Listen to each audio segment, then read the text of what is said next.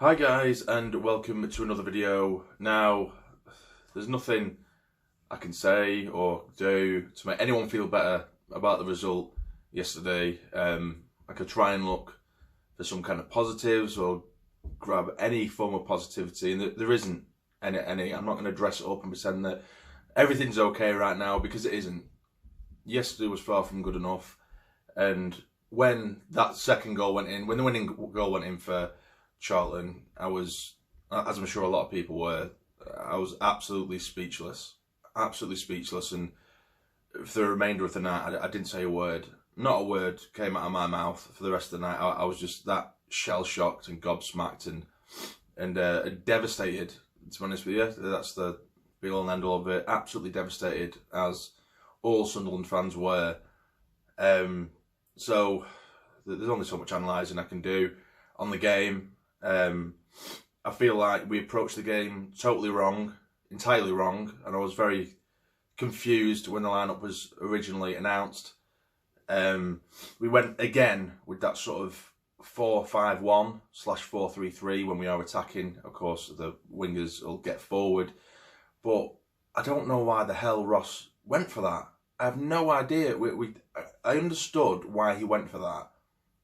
Or I give him a bit more leeway when he went for that against Pompey in the second leg. And, you know, because a draw is fine. A draw is absolutely fine. That's kind of the aim, almost, in that game against Pompey, because a draw would get us through to the final. So to put three midfielders in there, three sort of holding midfielders in there, so be it. It worked off perfectly. It was a brilliant tactical decision. But to go into a playoff final with a sort of 4-5-1, which we've trialled once, and we just scraped, by the skin of our teeth, we scraped a 0-0 draw against Pompey away from home. Absolutely scraped it, and we trialled it once. And then he thought, because, this is what I don't get, I don't know whether he just tries, he's a bit of a people pleaser, Jack Ross, or what, and he just thought, everyone was applauding me for using that formation, that means I need to use it again. No, it was brilliant for the circumstance, for the scenario. It was brilliant to go for that. But in a final where you have to go for it, you have to, of course, try and remain tight at the back. But he's approached the game far too cautiously, and I think it cost us. We come out, and yes, it looks nice because we had quite a bit of possession. We looked relatively comfortable on the ball, but we had nothing going forward. Absolutely nothing. And of course, we were gifted the first goal because there's no other way we're going to score. It had to be an own goal or a moment of ridiculousness or craziness from Charlton themselves to put the ball in the back of the net for us, because there was not a chance in hell we were going to score or attack too much with that. We didn't test that keeper all day. All day we didn't test the keeper. And of course, Max Power, he did go off really early on, which meant that we had to change the formation anyway. So you might say that my original point of going into the game with that is sort of null and void, but his tactics were set and relying on that formation. That's what he would have prepared for the week. So tactics and everything go out the window, because he's had to adjust and change the formation, bring Morgan on, and it was just a mess. Tactically, it was a mess. And this one, Jack Ross got it wrong. Big time, got it wrong. But at the same time, we could say Jack Ross out all we want or whatever, but players need to take responsibility as well for that yesterday, because we didn't show anything. I can't believe how little we shown. We didn't test the keeper. We didn't get at them. We were just happy and trying to keep the ball, and then occasionally going down the wings and just hoofing a random ball in and just hope for the best. We just weren't good enough. We weren't, and like I said, you can't blame Jack Ross for everything that goes on the pitch. He approached the game wrong. I'll give him that. He approached the game completely wrong, but players have to take responsibility, and they were piss poor. They were absolutely piss poor. It was an even game. It was a relatively even game. Charlton didn't, test McLaughlin too much either. They didn't. It wasn't a great game, but they edged it because they managed to create a couple of chances and they managed to take them both. And there's no point in me analysing the goals and what have you. It's happened now. They beat us 2-1, and it was a fair result. It was a fair result. But for me, I think Jack Ross is definitely guilty of being a bit too soft. Now, I'll probably say a couple of things here that might seem a bit harsh, on certain players, but it's just what I genuinely believe. Now, first of all, as we've discussed all season, you know, Honeyman, for me, he isn't a fantastic player. Is he an asset to the club? Yes, I do think he's an asset to the club. I think he's a useful player in certain situations. Is he a captain? Probably not. But because Jack Ross has given him that captain's armband, he's shot himself in the foot. He's made a rod for his own back because, especially at times like a player final or a check trade final or whatever, he feels the need to, he has to play his captain. And that was probably one of our, not weaker sides, but it was just the strangest, you know, to win a final, he hasn't selected the best team possible for that game.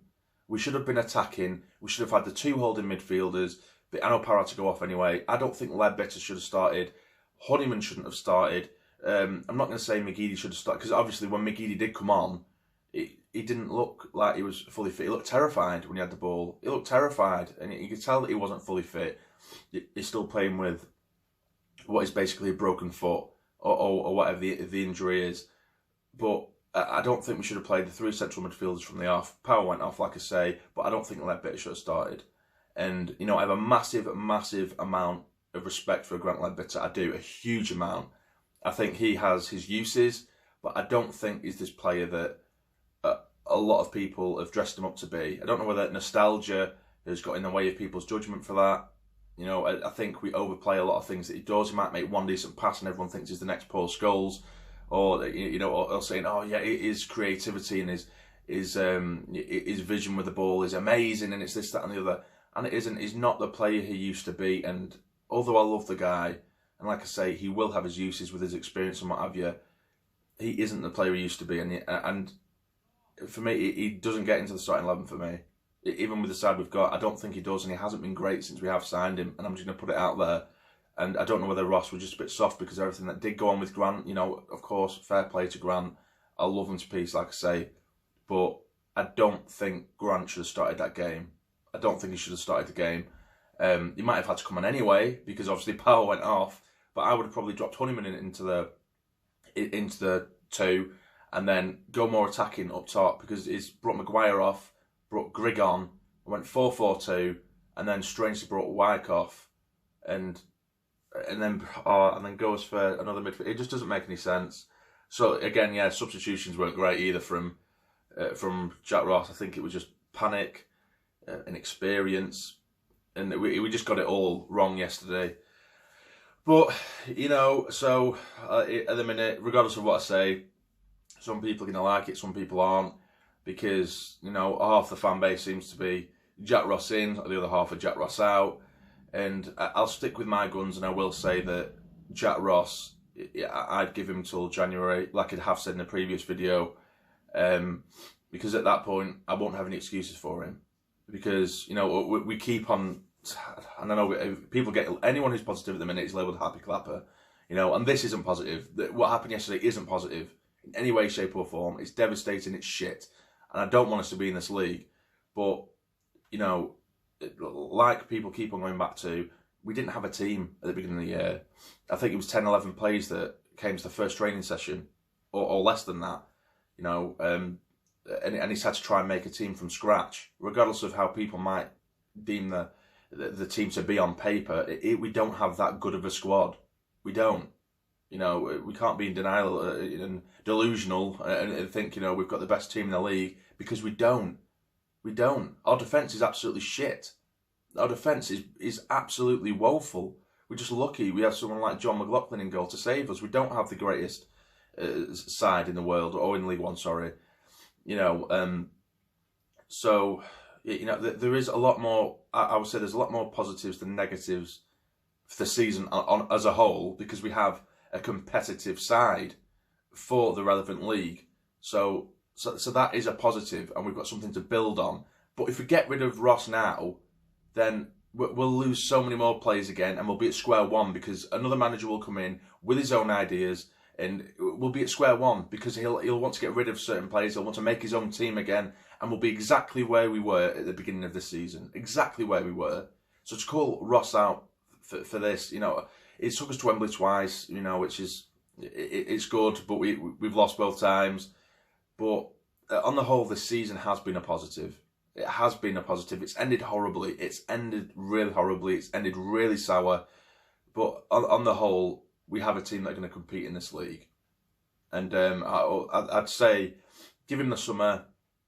Then if we aren't in and around the top two, or at least, really competing with those top two, and really pushing it by January or December-ish time, back in December.